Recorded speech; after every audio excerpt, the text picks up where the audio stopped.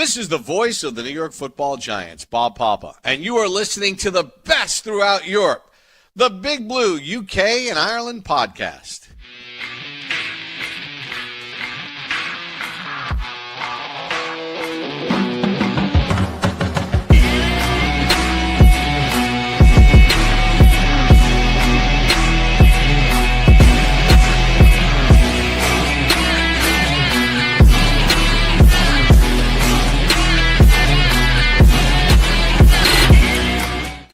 Welcome back, Giants fans, to the latest edition of the Big Blue UK and Ireland podcast. As always, we are proudly in association with Andy's Man Club. Lads, remember, it is okay to talk. And tonight we are 67% British, 33% Irish. And as always, we are still 100% Giants. Craig and Aaron are still away, sunning themselves on holiday. So it's down to us three. And Kev returns this evening to join myself and Shane to look ahead to Sunday night football.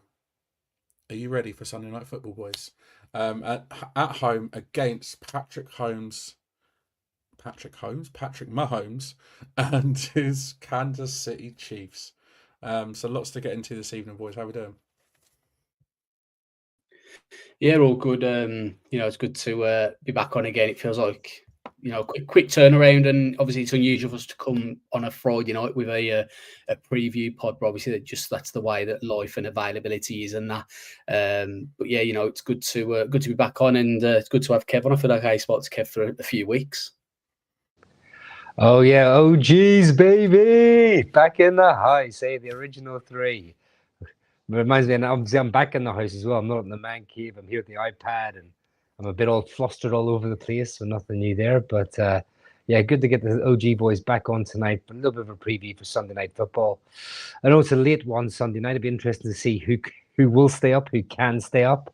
I'm actually going to a gig myself the night beforehand, so I'll be coming home lubricated, putting my feet up, Monday off, and I'll try and watch it Sunday night. But I'm interested to delve into it a little bit now and see what we think. Maybe what some of the people in the comments think the game will turn out on Sunday.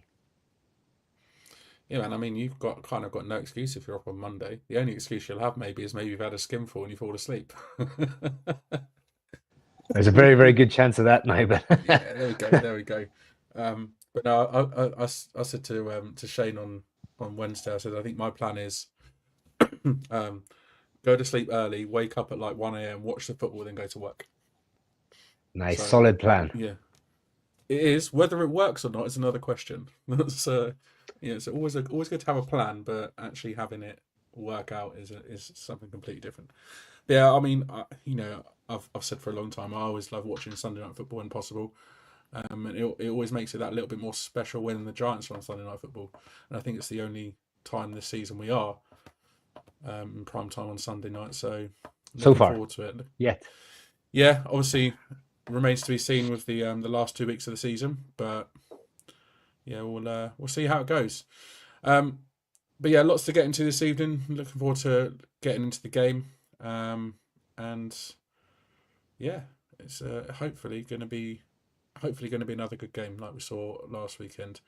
Now, obviously, if you are watching live on YouTube or whatever platform you're on, get involved in the comments, send us your questions and your game predictions as well. We'll be calling the game at the end of the show, so get them in and we'll bring them up on the screen. And don't forget to give this episode a thumbs up, subscribe to the channel if you haven't done already, and feel free to leave us a lovely 5-star review on your podcast platform of choice. Going to crack on and start off with the news, and the only news of note since Wednesday is the latest injury report, which has come in sort of within the last couple of hours. There's 6 players that have game designations. All the rest have none as of yet. Darius Musau has been ruled out of Sunday's game with his concussion/eye. Obviously, he's not clear concussion protocol, so he's not going to play Sunday, which isn't great because we're already thin at linebacker as it is. Another linebacker, Demetrius Flanagan-Fowles, is listed as limited in practice and is doubtful for Sunday. So that's another one that we could potentially miss. One that kind of came out of nowhere, Raheem Nunez-Roches, Nacho, with a foot injury, didn't practice today, and he is listed as doubtful for Sunday. So next man up on the defensive line. Talking of defensive line, Chauncey Golston didn't practice today either and is listed as questionable.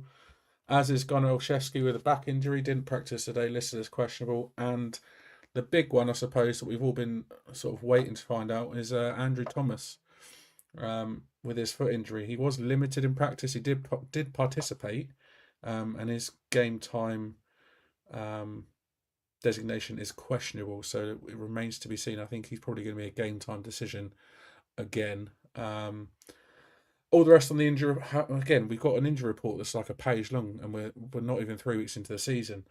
Does this seem like it's every year, Dan? Every year it just seems to be something. Loads of players on the list. Like. Yep. It just I don't get it. I mean, we've said it before. What's going on with medical stuff that we have all these injuries all the time? You know what I mean? All the rest of these guys have no game designation as of yet, but limited in practice today was Wandale Robinson with a foot, John Runyon with a back injury, John Michael Schmitz with toe, Darius Slayton with groin/calf, and Tyrone Tracy with calf. But it looks like they're all good to go on Sunday. And then full practice today, Roy Robertson Harris and Cam Scatterboo. So they will be good to go on Sunday as well. So a couple of concerns there, mainly obviously at linebacker, but also the defensive line as well, with Nacho not looking like he's going to be going Sunday. But obviously with Andrew Thomas, we'll see how it goes and we'll see what happens Sunday. Because no doubt, like I said, that will be a game time decision. So just too many injuries for this early in the season, really. It almost makes you think, like, were these injuries before the season started, or have they been a result of the last 2 weeks, or what's been going on? But it always seems to be the same. Like you said, Kev, it always seems to be the same every year, that we always have a massive list of injuries. You look at the Chiefs injury report, I think there's 5 players on there. And it just kind of begs the question as to why. But yeah, that whole sort of next man up mantra will come into play. No doubt there'll be some practice squad elevations as well to fill the gaps. Obviously, Chris Board was put onto IR earlier in the week, so that rules another linebacker out. So step forward, Swayze Bozeman. Didn't we sign Neville as well or something in the middle of the weekend? And don't forget as well, you can only have 2 practice squad elevations, so it's not like you can elevate a tier of players up into the first team to come and help us out at the weekend. So your 53-man roster, you can only dress 46, I think it is. And when that many people sort of touch and go, like, it's only game week 3, and we have ourselves a little bit of a problem, I think. Yeah, it is a little bit concerning, especially, there's some key names in there. Obviously, Darius Musal being one of them, Andrew Thomas. So yeah, a little bit of a concern, but we'll see what happens come Sunday, come game time. Hopefully, most of them will be good to go, and hopefully we're not trying to plug too many gaps. We'll move on to talking about the game then. Kansas City Chiefs come to MetLife Stadium on Sunday. The 0-2 Kansas City Chiefs come to MetLife Stadium on Sunday. It's an unfamiliar position for them. Since Patrick Mahomes became the starting quarterback in 2018, the Chiefs have never started a season 0-2 until now. And it also marks the first time since 2017 that Kansas City have gone on a 3-game losing streak, if you include last year's Super Bowl as well. So it's been 8 years since they've been on a 3-game losing streak, and 7 years since they've started a season 0-2. So they find themselves in a very unfamiliar position. Andy Reid's only done it once before in his career, and that was 11 years ago. So again, I don't think anybody expected the Chiefs to be 0-2 at this point. I'm not surprised they are, because they've come up against 2 good teams in the Chargers and Eagles. But at the same time, you always have that suspicion that Kansas City are going to pull out a win from somewhere, or they're going to, a flag's going to be thrown one way or the other, to benefit them. But they just kind of maybe not had the rub of the green so much in the last couple of weeks. But interestingly, the Giants lead the overall head-to-head 11-4. So we've only lost 4 times in history to the Chiefs, and we're currently unbeaten at home against them. We've played 7 games against them at home in New York, New Jersey. We've won all 7. So let's hope that continues on Sunday. And the last time we played the Chiefs was in 2021, and that ended up in a 2017 victory for Kansas City. So it was a close one for 4 years ago. Let's hope it's as close a game on Sunday. Kev, on the offense then, what have we got to do to get the win? Well, mate, this is such an interesting game this weekend. I mean, the NFL just throws up so many storylines and situations and permutations and stuff. Like, both teams are 0-2 at the moment, right? And so someone is going to be winless no more. Someone's going to come out of this with a victory, and we're not going to talk about ties because I know Shane doesn't believe in ties. I was just about to say, not necessarily. I know Shane doesn't believe in them, so they don't exist on this podcast. Neither do I. Right? So, and I'm with you 100% there, boys. But basically both teams, it's almost must win for both teams for very, very different reasons. I mean, all the talk is about Chiefs. You turn on ESPN, it's about the Chiefs. You turn on NFL Network, they talk about the Chiefs. The Chiefs 0-2. The Chiefs cannot go 0-3. A team's never gone 0-3 and gone on to win a Super Bowl, etc., etc., etc. Like, you're hearing all this, hyperbole about, the Chiefs are going to come out and win this week. Have to, it'll be disastrous for them. Where does this leave them? And there's such little talk about the Giants. Now, don't get me wrong, we haven't necessarily earned the respect or the talk to be talked about when it comes to a dynasty that is the current Chiefs. But I'd love to just go out there and actually, really take it to them and go out and sort of play so well, manage to get a win and shove it down people's throats. Do you know what I mean? Actually, get a little bit of respect back on our name. Do you know what I mean? Get people talking about us and not so much the opposition constantly. So so I'm really interested to see how that goes. I mean, we've got to I'll just quickly mention it now. We're going to set the over-under at 7 Taylor Swift sightings if she's in the stadium. Are you boys going over or under 7 sightings by the cameramen going up and down? This is from Michelle and all the Taylor Swift fans out there who are new into football. So over or under 7 sightings of Taylor in the stands, lads? I need an answer. It all depends on what Travis Kelce does, really, doesn't it? I'm going under. Nobody wants to see her at football anymore. Shane, are you want to even answer that question, or are you just leaving that one alone? I think it's best if I decline. Fair.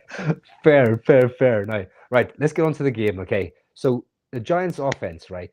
Can they stay hot? That's one of the big questions that I'm looking at. They posted 506 yards, 37 points last week. Best sort of offensive output in such a long time.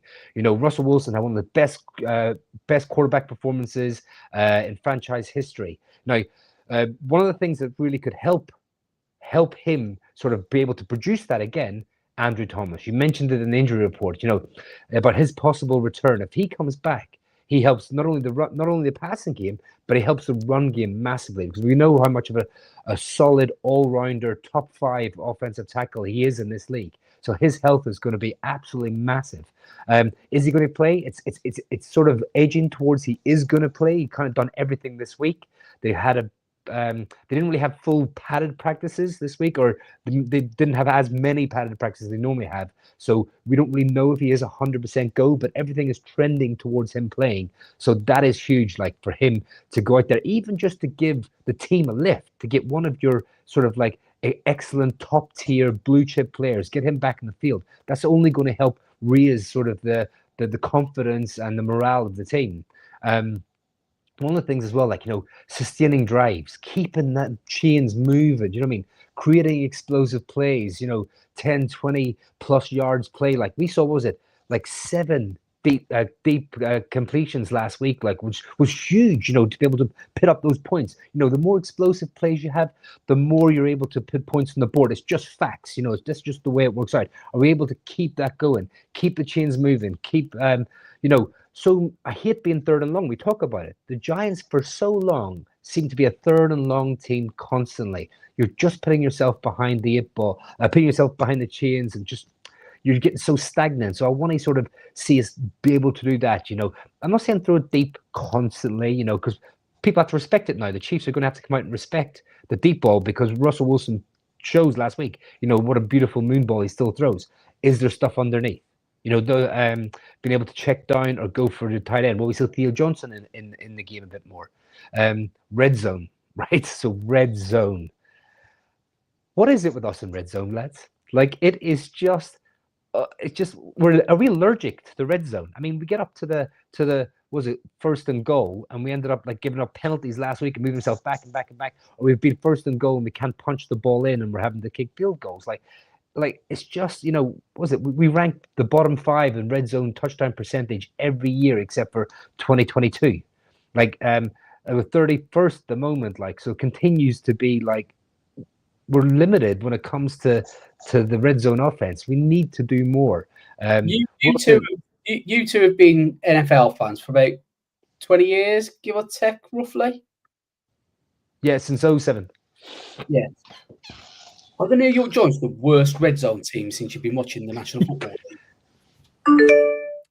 League? I mean, I don't know for facts, but it feels like they are. I mean, because even like, don't forget, even with Eli Manning, just from what you've seen, because like, for me, every time we're in the red zone, I think, oh fuck, we're not going to score.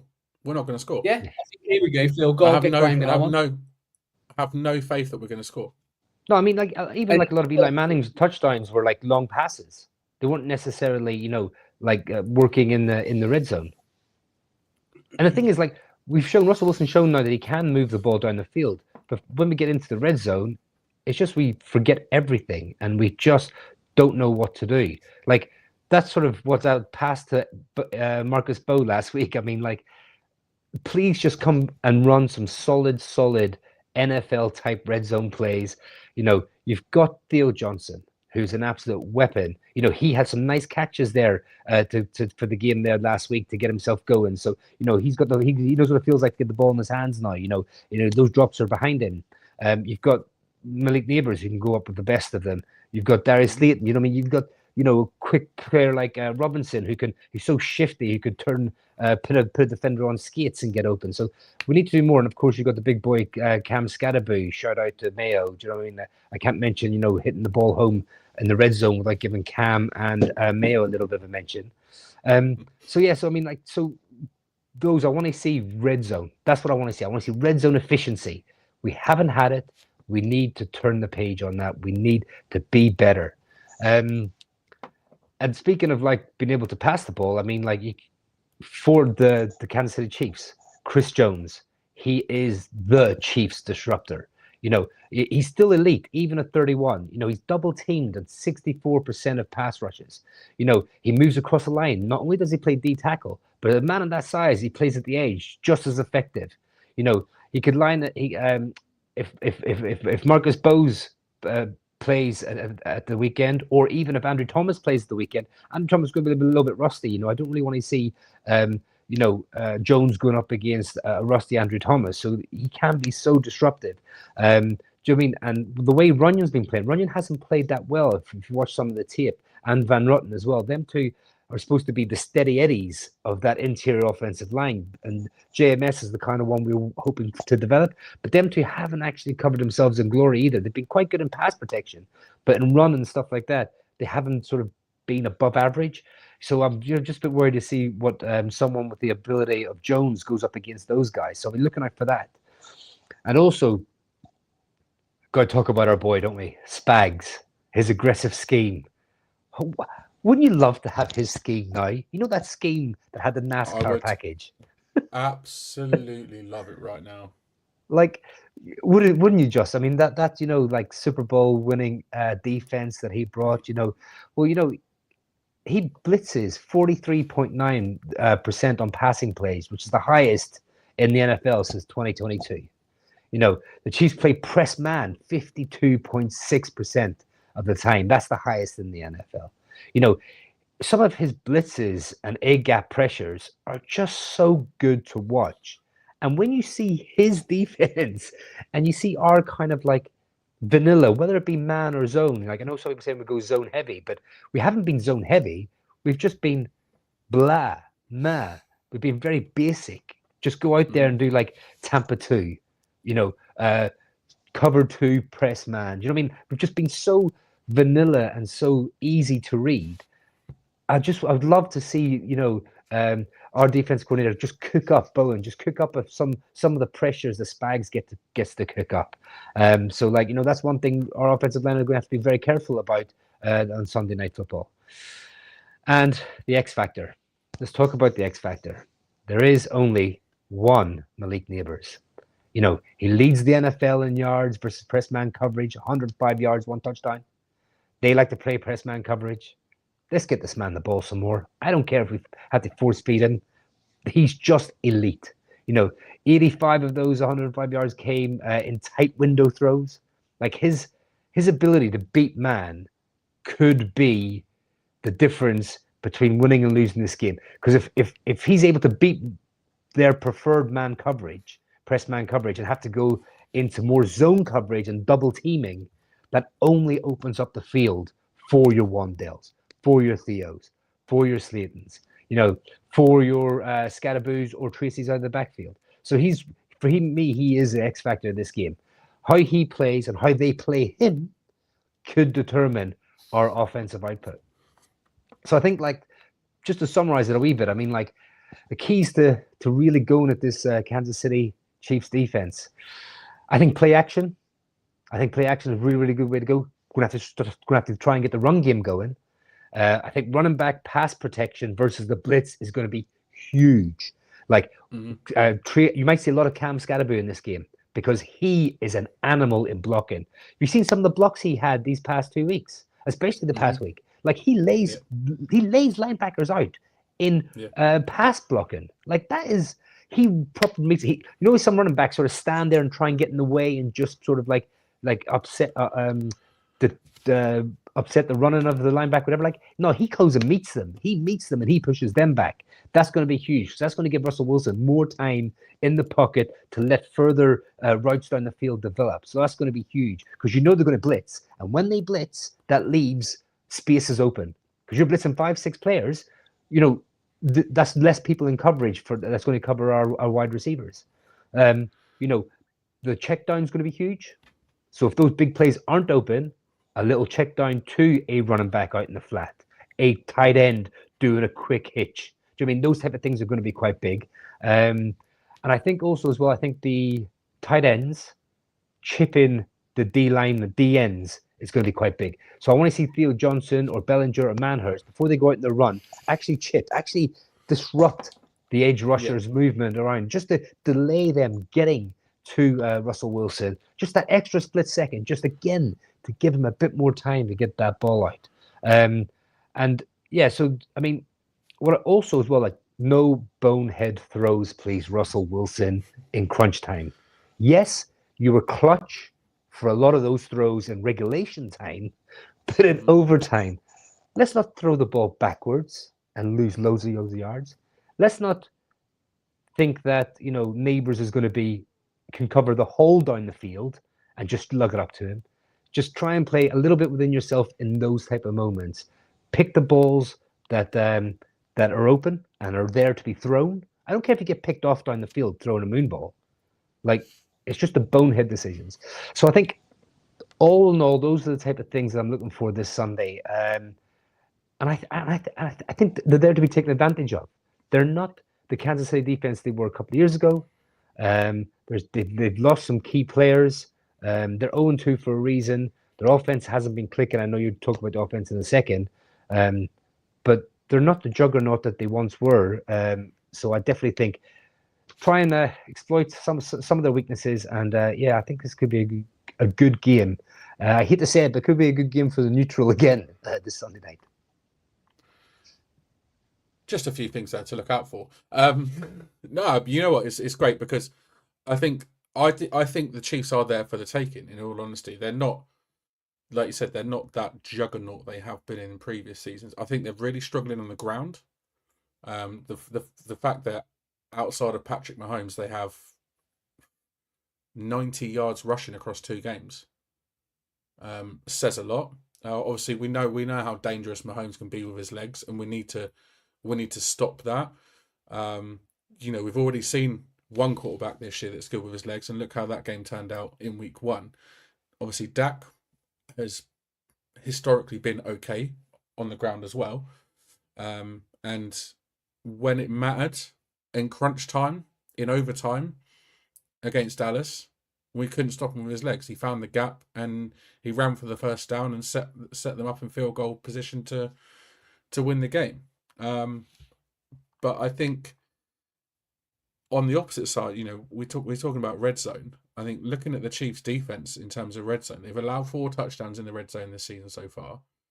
They've allowed 38 points across 2 games in the red zone so far this season. And they've, they lost the first game 27-21 and they lost this weekend 20-17.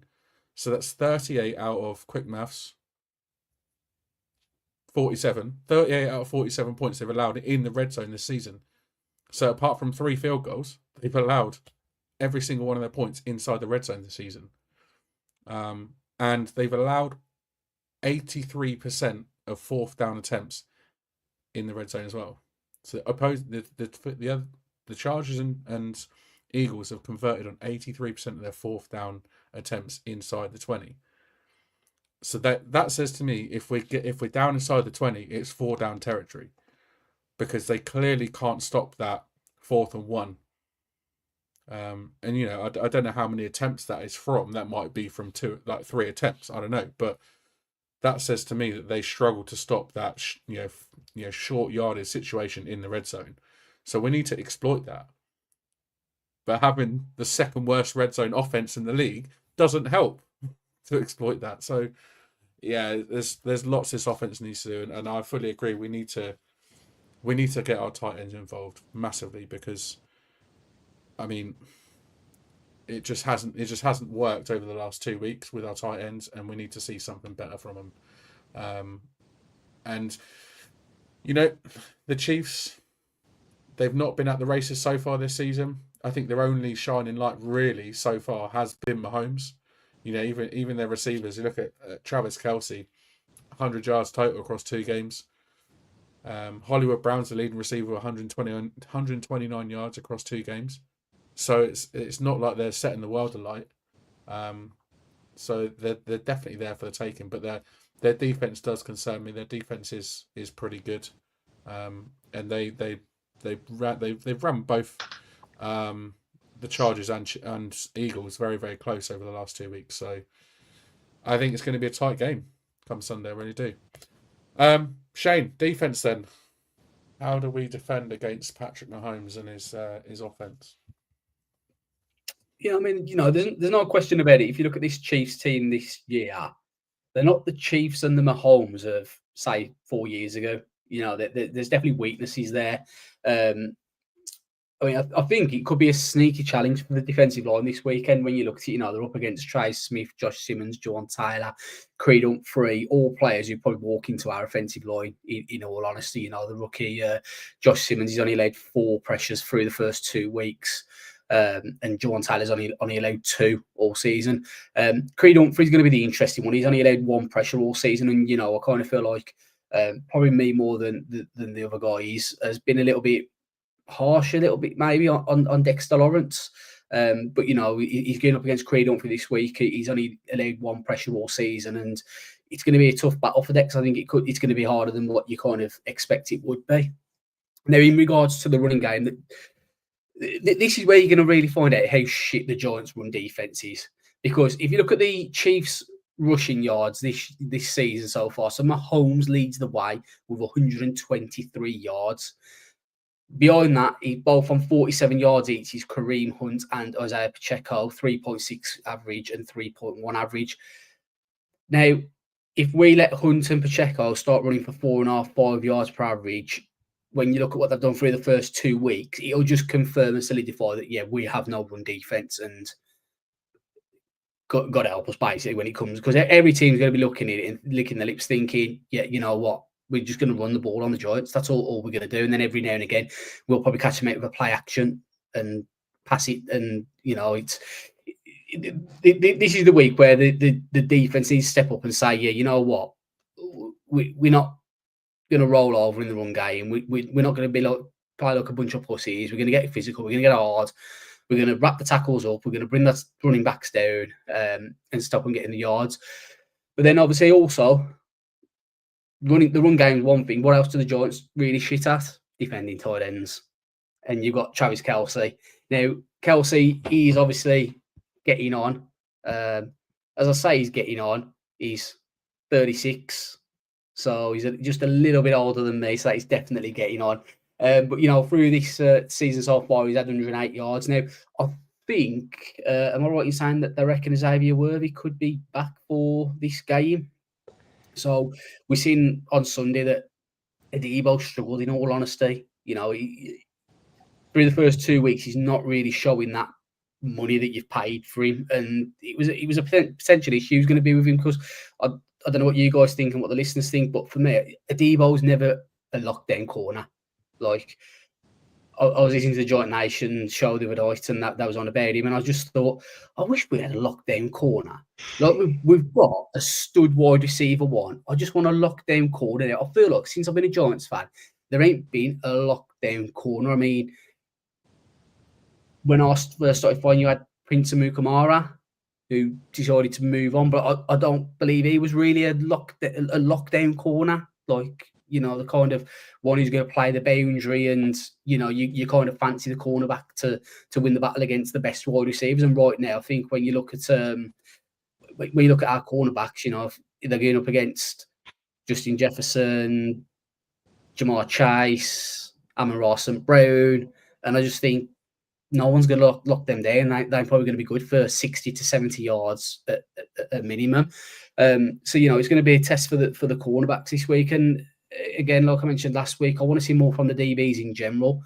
I want to see more from Adebo. I want to see more from Javon Holland. I want to see more from Tyler Newby. I feel like we say with the likes of Tyler Newby that they've got potential, and he could be a stud safety in this league.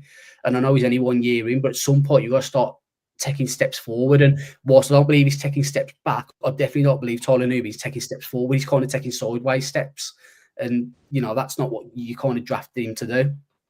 So the key thing is going to be winning the trench battle. Like I say, I think the Chiefs have got a sneaky good offensive line, and we need to make sure we stop the run, because this is one of the worst running teams we'll probably come up against this season, in all honesty. I mean, I think Kareem Hunt's past it compared to what he was like 5 years ago.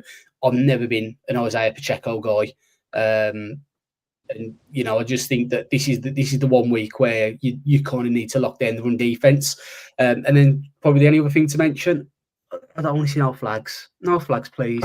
Like, I had enough of that last week. I don't need to see the colour yellow again, ever again.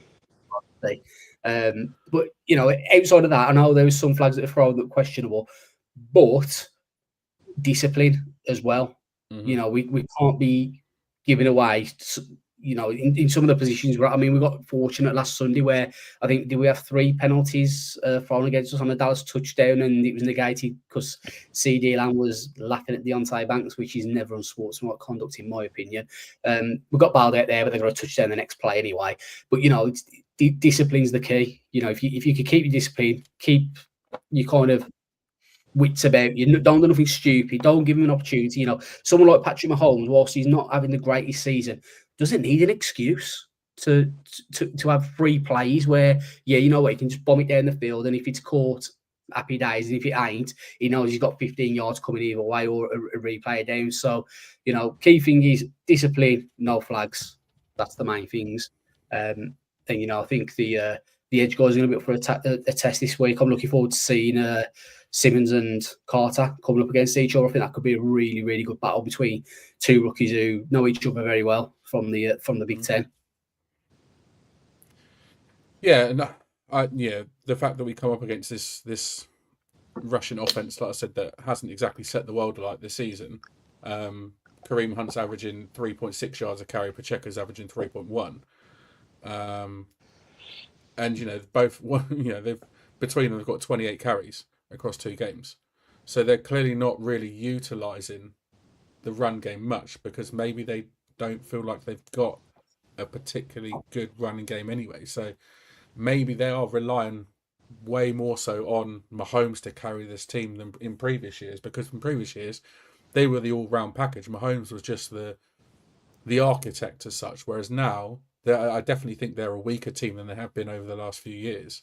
and I think they may be on a bit of a downward slope. The fact that they started the season 0-2 says a lot, and I agree. Like we just need that discipline. We really do.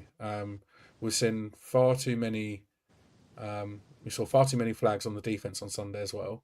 It wasn't just James Hudson. We did see plenty of flags on the defense. Not all of them were accepted either. Obviously at the end of the game, I think there were 9 flags on the defense that were accepted, but actually 13 in total that were called. So there's 4 that weren't accepted on the defense. So we really, really need to iron out those mistakes. But I think the biggest key to winning this game is to stop Patrick Mahomes, to do everything we possibly can to stop Patrick Mahomes, because he can turn things around and he can win you a game just like that. And there's a reason the Chiefs have become this sort of dynasty over the last few years, and he's a massive part of that. Not to mention Andy Reid as well. He's just an unbelievable coach, and they've got great coach all around. Like you said, you mentioned Spags as well, Kev. Oh, God, what I'd love to have him back on the Giants sideline. So yeah, it's going to be an intriguing game. It really is, and it's going to be. I don't think it's necessarily going to go the way everyone thinks it is, and everyone sort of thinks that the Chiefs are going to maybe have a little bit of a walk in the park with the weakest opponent they've come up against so far this season. Obviously, the 2 games they've played so far against the Chargers and the Eagles have been difficult games on paper, and they proved to be difficult games actually on game day.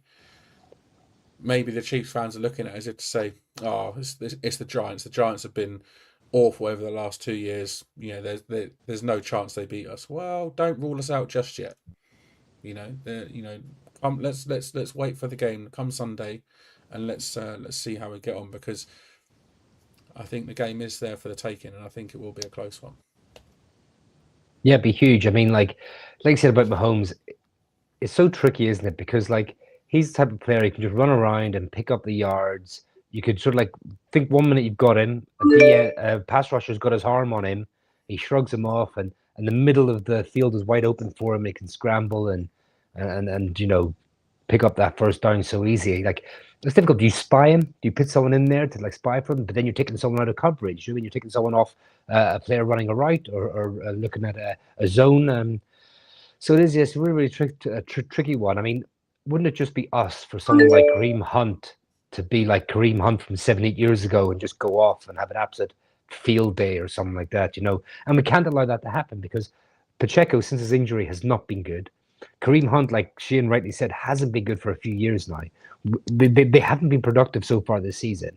We can't be their get right game, and that's what people like you said, Dan. People look at the Giants almost like, oh, we'll get right against the Giants. We'll get our season back on track against the Giants, and I'm just sick of it, to be honest. I want to go out there and Sunday Night Football with the whole world watching, not just the nation, the whole world watching, and actually do something and put a stamp down and put a marker down, especially this defense, because Bowen needs to have a good game sooner rather than later as well.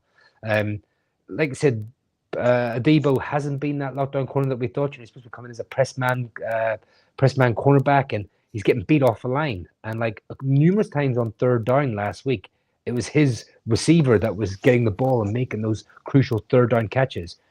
We can't have that.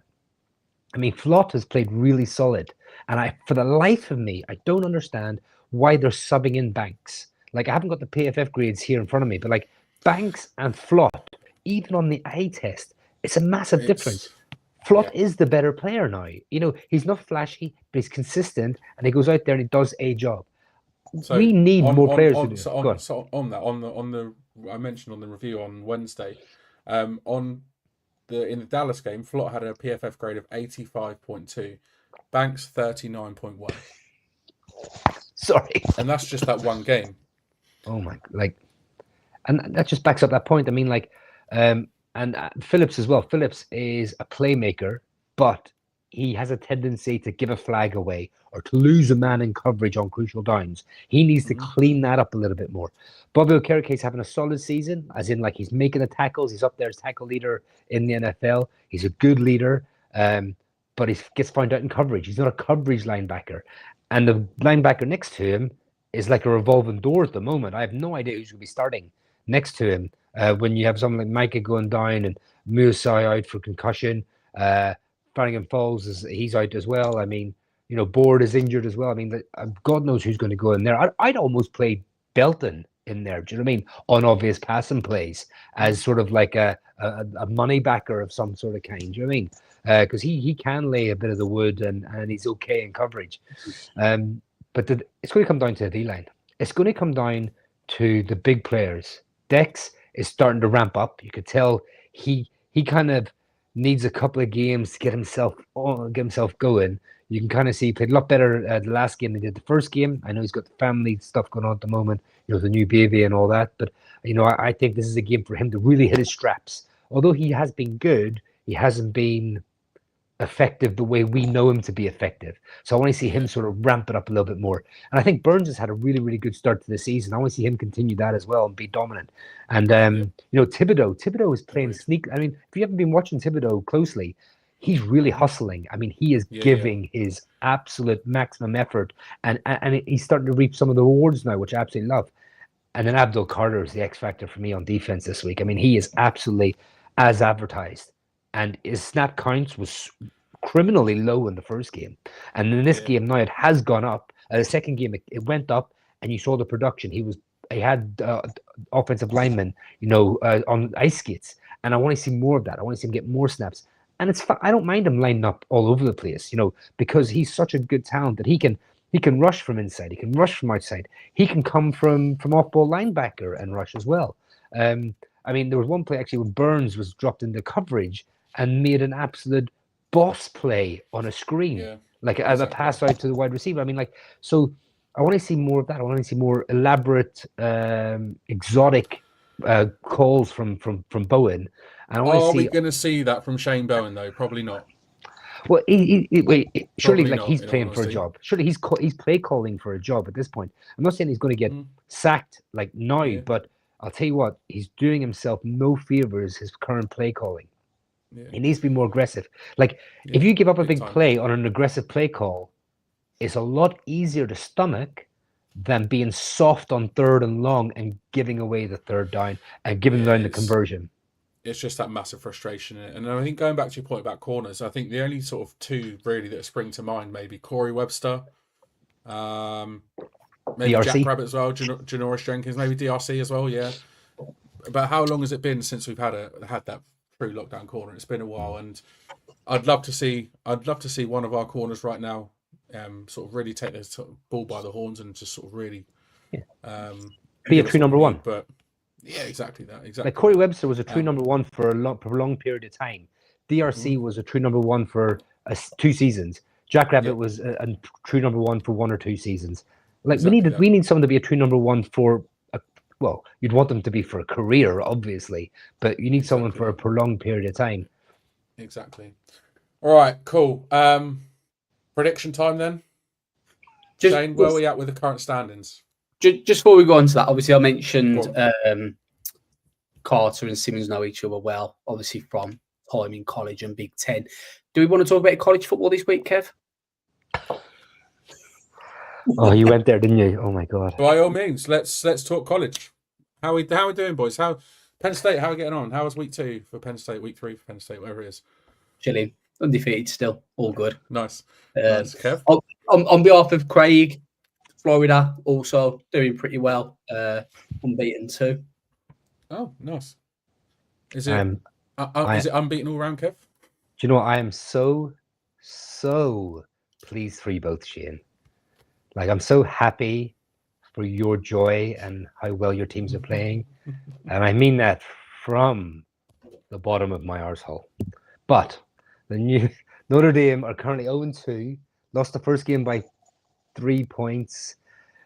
A last minute fourth and goal, touchdown throw when the pass rusher was being manhandled, wrestled to the ground, 0 flags being thrown, SEC refs being SEC refs. Miami gets the win. Second game, lost by 1 point because our holder fumbled the extra point on a touchdown. Yeah, not a good start to the season, but with the new format, if we run the table, we got a chance to make the playoffs. So come back to me at the end of the season, lads.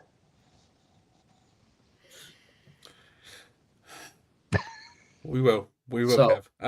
On that note, then predictions. How are we doing so far? So Giants are 0-2. Notre Dame's 0-2. Here's Kev on the predictions. Need to make sure I've got the right one open here. Kev. He's 0-2, your favourite number. So last week, Kev and Mayo are both at 0-2. Craig has got 1 in the winning column. He's now 1-2.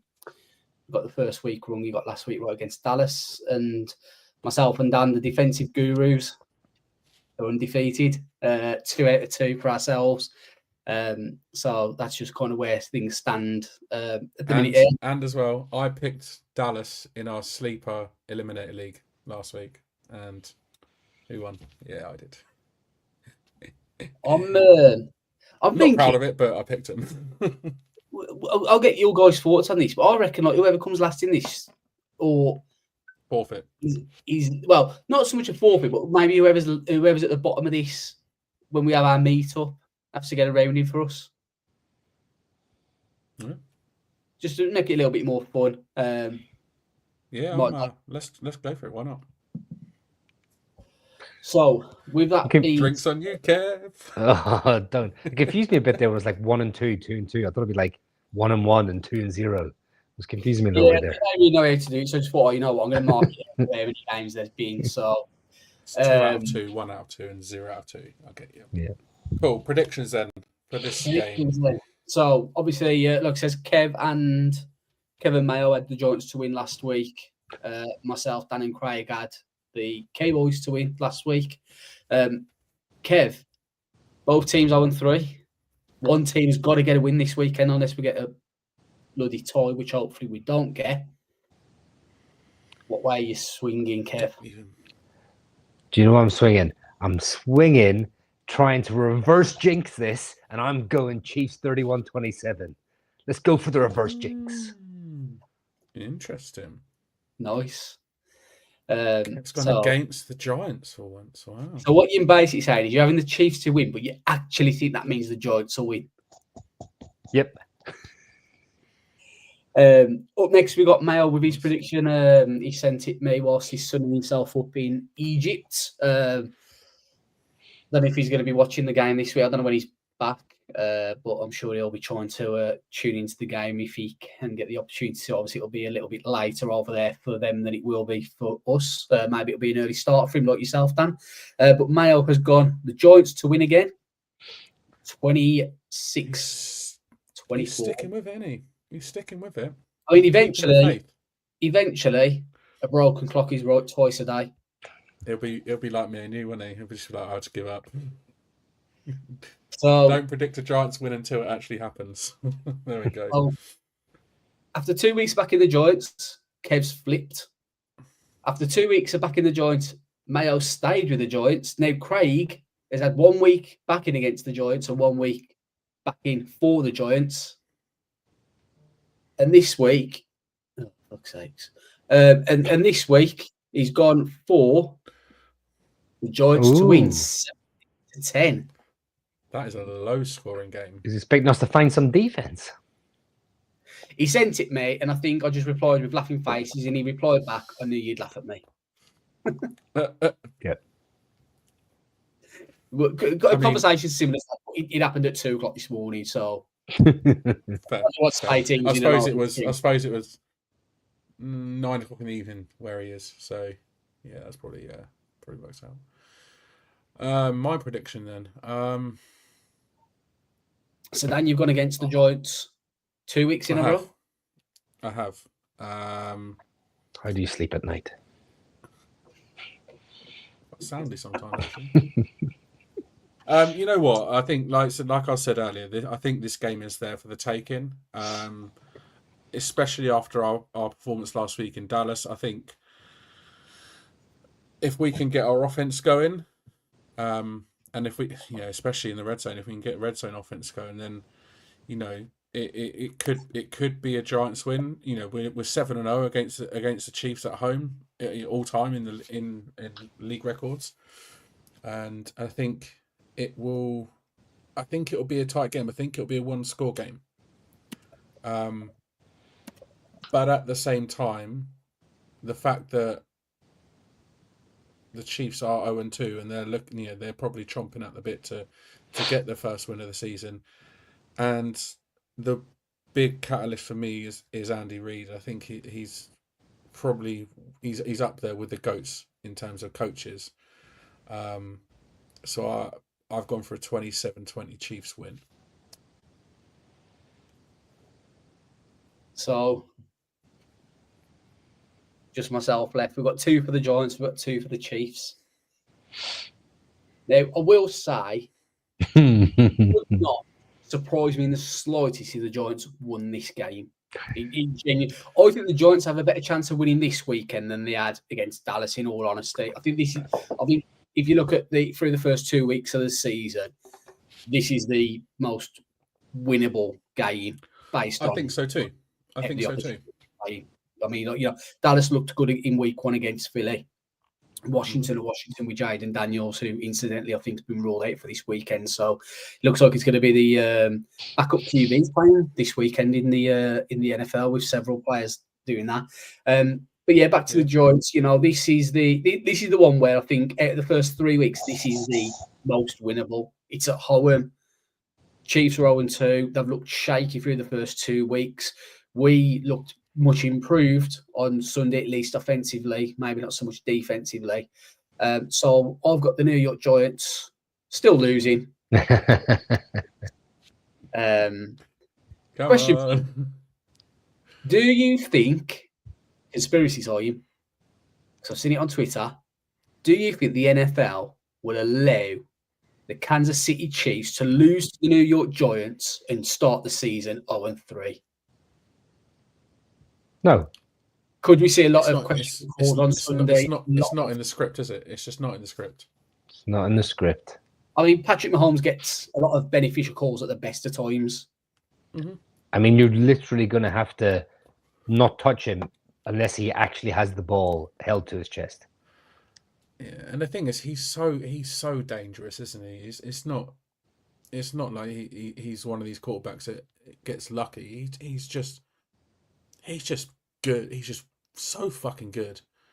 I feel like setting the bar over or under 3.5 on roughing the passer calls. Oh, I was going to say 3. There's going to be a couple, at least. I'm going to go for over 3.5 roughing the passer calls.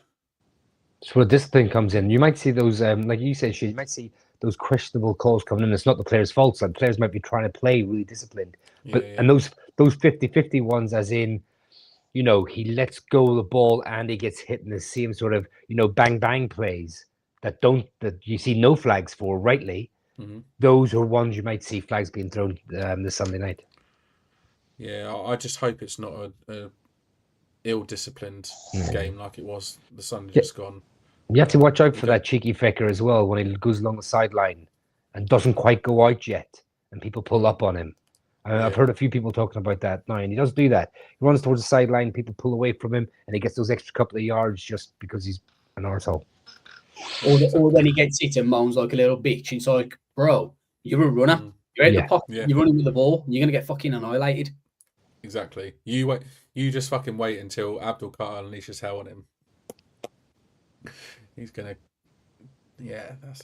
I think Darren Cook mentioned had a comment earlier about the Grumps take on Giants Nation, saying basically get Mahomes, hit him hard and early. even if he takes a few penalties, let him know that he's not going to have an easy time slipping and sliding, dodging and weaving. Just, just hit him. Like, I'd take a penalty if you actually just laid the wood on him, just once to say, right, we mean business today. Yeah, exactly that. G19 says, I need some, what does he say? I need some more Scatterboo cannonball action. I want to see. He's going to do himself an injury at some point, surely.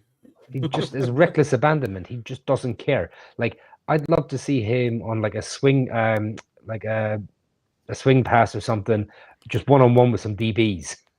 I fear for their lives. Do you know what I mean? Him, full speed, Cam Scatterboo, just running at you. Oh, bring it on. Speaking of Cam Scatterboo, did you see him in the video? Yes, I think was it yesterday when the Giants posted, "Do you want to change your tyre?" And he just fucking walked past the camera. He just walked, screaming, tongue out like yeah. And do you see the presser with Dave's as well? And he's just like, you hear him screaming in the background. It's just like, yeah, that's just Cam. That's just Cam. Man, that's the energy that we need. Like, we have got a couple of predictions as well. He's like a cheerleader, isn't he? Yeah. Darren's got 24-21 to the Giants. Nice one, Darren. I mean, I'll take it. Herbie's got 28-10 Chiefs. Bit too realistic for my liking. Next points, it's Mahomes. He will win. Yeah, it's fucking Mahomes. He'll win. Yeah. And then probably one for you two. Yes. More. Yes. Yeah, very much just so. It's not just a fearless runner, just not scared to dip his shoulder and just absolutely batter someone. And also, like, people forget what a good all-round running back Amber Bradshaw was. Like, everyone saw that. He's a decent receiver as well. Yeah, 100% he was, and he had a bit of a juke to him, a bit of a side to side, escapability to him. But yeah, I mean, Cam Scatterboo, like, Mayo's not the only one who loves him on this podcast. We all do. We want to see more of him. And is he running back one coming into this week? Exactly. You saw the lion's share of snaps last week, so. We need that. We need that big powerhouse running back beside him, like a la Brandon Jacobs as well, don't we? We need that sort of like tandem, bosh. G19 can't spell Cam Scatterboo without CTE. You're not wrong. Not wrong. He's going to do himself some harm at some point. One comment I did see that I want to bring up from G19 is that a Download Best t-shirt. Yes, it is. It's a Download Best t-shirt from this year, from Download this year. And it was very good, thank you. Cool. Chiefs preview done. Let's look forward to Sunday. I always look forward to watching the Giants on Sunday Night Football, and this week is no different. Whether we win, whether we lose, it is what it is. But it's always good to see the Giants in prime time. So looking forward to watching the game. But unfortunately, that is all we have time for this evening. We'll be back on Wednesday to look back at Sunday's game. And again, let's hope that 3 out of 5 of us are proven wrong and we get that all-important first win of the season. We can hope. We can pray. Whether it happens or not is another question. So let's see what happens on Sunday night. Anything to add before we go, guys? Obviously, mentioned a little while ago about us having a friendly bet, and maybe the person who's at the bottom come the Eagles game gets around it. People don't know what that Eagles game is about. It's just over a month away now. Sunday, October the 26th. Giants at Eagles. We're going to be at Belushi's London Bridge from about 4 p.m. till late. Quite a few of us have got hotels just down the road. I think it's a Premier Inn. It's like a 2-minute walk away. I know at least 2 or 3 of us are staying in that hotel. So, if anyone's kind of in and around that area or got nothing planned on that Sunday, then, come on down and join in with the festivities that we'll be having. And, the meetups are always a good crack, even though we always seem to lose. Yeah, we always have a good crack together, though. Don't forget, it's a 5 p.m. kickoff as well because of the daylight saving times. We go a week before the US do, so that's Saturday night. So it is a 5 p.m. kickoff. So it's perfect for Sunday evening. So you won't miss your last trains home. You can come down, 5 o'clock kickoff, be over by 8:15, something like that. And you can stay all night with the rest of us. It's going to be really, really good crack, regardless of wins, losses, where we are. Chance to watch Giants game with other Giants fans. Make a bit of a trip of it. Come down. We're all staying in hotels and stuff. Yeah, and I'm really looking forward to it. Hopefully, we'll have a couple of wins on the board. Maybe one win this Sunday. And this Sunday, like Shane said as well, like this isn't the Kansas City Chiefs that we've all come to know and hate over the last few years. They're definitely there to be beaten, and we need defense to step up. It's kind of so frustrating. You look at the team; it's like a decent defensive start to the season, but offense was so poor we didn't put points on the board, and then it kind of flipped over, like flipped over for the second game. Like let's try and balance that out and just be kind of a little bit good on both sides of the ball. All we want to see is us moving forward. We saw our offense move forward last week. We want to see defense move forward this week. Offense continue the trend. Defense step up the game, and we could have a bit of a win to celebrate Monday morning. And Dan, I know Dan would love to walk around extremely tired but smug at work at Monday. Oh, 100%. 100%. I'm kind of getting a bit bored of people saying to me at work, "Oh, how did the Giants do at the weekend?" Fuck You know off. what I mean? It's like there's only one answer. Yeah, you know what? I hope we're not the Chiefs get right game. I hope we bring the game to them, and I hope it's a close one, and I hope it's an exciting one, and I hope it's not a whitewash, and I hope it's not just Chiefs run all over us, and we look like we've looked for however long, and just I hope it's at least a competitive game, and we give them hell. I'd love to get the win, but I can't until the Giants actually prove it on Sundays and put a notch in the win column. It's hard to believe it, but there are some positives. We spoke about the positives from the Dallas game the other day. There was plenty of positives that came from that game, so let's see some of those positives roll into this weekend, and try to get the win. Check out all our socials for the latest news. Follow the links in the description of this episode to find where we are. And don't forget to give this episode a big thumbs up, and don't forget as well to subscribe to the channel if you haven't done already. Hit the bell if you do to get notified of when we go live, so then you get plenty of notice about when we're going to be on air and gracing your screens and your ears. Thanks to everyone watching and listening for getting involved in the comments this evening and you getting your predictions in. We appreciate the love as always. And my thanks go to Shane and to Kev for joining me. We're signing off until next time. Let's go Giants.